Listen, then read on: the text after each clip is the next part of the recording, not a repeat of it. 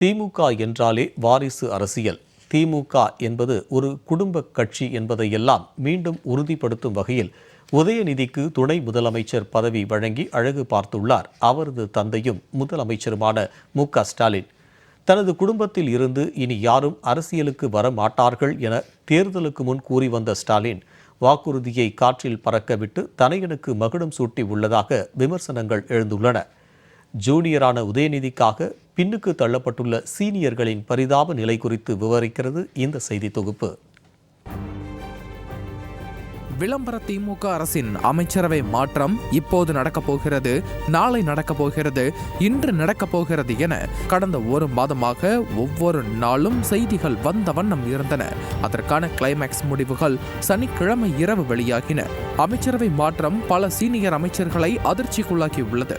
அதற்கு முக்கிய காரணமே துணை முதலமைச்சர் பதவி ஜூனியரான உதயநிதிக்கு வழங்கப்பட்டுள்ளதுதான். திமுகவில் வாரிசு அரசியலுக்கு வாய்ப்பே இல்லை, தனது குடும்பத்திலிருந்து இனி யாரும் அரசியலுக்கு வரமாட்டார்கள் என்றெல்லாம் வாய் சவடால் விட்டு வந்த முதலமைச்சர் ஸ்டாலின் சேப்பாக்கம் தொகுதியில் வெற்றி பெற்று எம்எல்ஏவான அவரது தவப்புதல்வன் உதயநிதியை முதலில் அமைச்சராக்கி அழகு பார்த்தார். அப்போது திமுக என்றாலே வாரிசு அரசியல் என மீண்டும் நிரூபித்து காட்டியுள்ளார் ஸ்டாலின் என விமர்சனங்கள் எழுந்தன. திமுகவில் அமைச்சரவை பட்டியல் படி அதிகாரம் என்பது முதல்வருக்கு அடுத்தபடியாக உதயநிதிக்கு இல்லாமல் இருந்தது. ஆனால் வாரிசு என்ற முறைப்படி விளையாட்டுத்துறை, சிறப்பு திட்ட செயலாக்கம் மற்றும் வறுமை ஒழிப்பு திட்டங்கள் துறை அமைச்சராக உதயநிதிதான் அதிகாரமிக்கவராக வலம் வந்தது அனைவரும் அறிந்ததே. அடுத்தபடியாக மகனுக்கு கட்சியில் உரிய அங்கீகாரம் வழங்க நினைத்த ஸ்டாலின் உதயநிதிக்கு துணை முதல்வர் பதவி வழங்கி அழகு பார்க்க நேரம் பார்த்து வந்தார். இதற்கு முட்டுக்கட்டையாக சீனியர் அமைச்சர்கள் இருந்துவிடக் கூடாது என்பதற்காக உதயநிதியின் நெருங்கிய நண்பரான பள்ளிக்கல்வித்துறை அமைச்சர் உட்பட அவரது ஆதரவாளர்களை விட்டு மேடைக்கு மேடை துணை முதலமைச்சர் பதவி உதயநிதிக்கு வழங்கப்பட வேண்டும் என விளம்பரப்படுத்தினார்.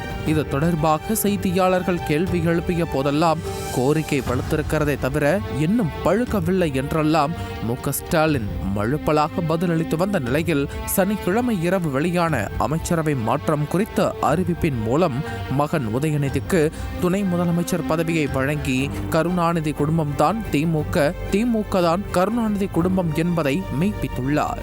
அதிலும் ஆண்டாண்டு காலமாக திமுகவிற்காக உழைத்த உயர்கல்வித்துறை அமைச்சராக இருந்த பொன்முடியிடமிருந்து அந்த இலாக்காவை பறித்து வனத்துறையை ஒதுக்கி மு.க.ஸ்டாலின் ஓரம் கட்டியிருப்பது சீனியர்களை கலக்கத்தில் ஆழ்த்தியுள்ளது.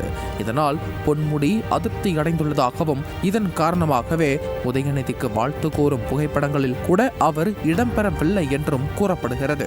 எப்போதும் ஸ்டாலினுக்கு பக்க பலமாக இருந்த பொன்முடிக்கே இந்த நிலை என்றால் மற்றவர்களின் நிலை என்னவாக இருக்கும் என்பதே அரசியல் ஆர்வலர்களின் கேள்வியாக உள்ளது. அது மட்டுமின்றி சட்டவிரோத பண பரிமாற்ற வழக்கில் சிறை சென்று பிணையில் வெளிவந்துள்ள செந்தில் பாலாஜிக்கு மீண்டும் அமைச்சர் பொறுப்பு வழங்கப்பட்டுள்ளதும் பொதுமக்களிடையே அதிருப்தியை ஏற்படுத்தியுள்ளது. ஏற்கனவே அமைச்சர் பதவி பறிக்கப்பட்ட ஆவடி நாசருக்கு மீண்டும் அமைச்சர் பதவி, கோவி செழியன் ராஜேந்திரனுக்கு புதிதாக அமைச்சர் பதவி அளிக்கப்பட்டுள்ளதுடன் மனோ தங்கராஜ், செஞ்சி மஸ்தான், ராமச்சந்திரன் ஆகியோர் அமைச்சர் பதவியில் இருந்து நீக்கப்பட்டுள்ளதும் அவர்களது ஆதரவாளர்களிடையே அதிருப்தியை ஏற்படுத்தியுள்ளது.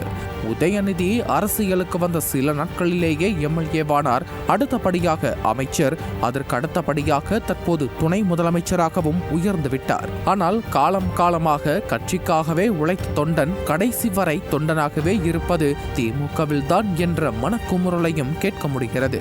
ஆக மொத்தத்தில் உழைப்பவருக்கு உயர்வு இல்லை, வாரிசுக்கு மட்டுமே உயர்வு என்பது தற்போதைய அமைச்சரவை மாற்றம் மூலம் நிரூபணமாகி உள்ளது என்பதே நிதர்சனமான உண்மை.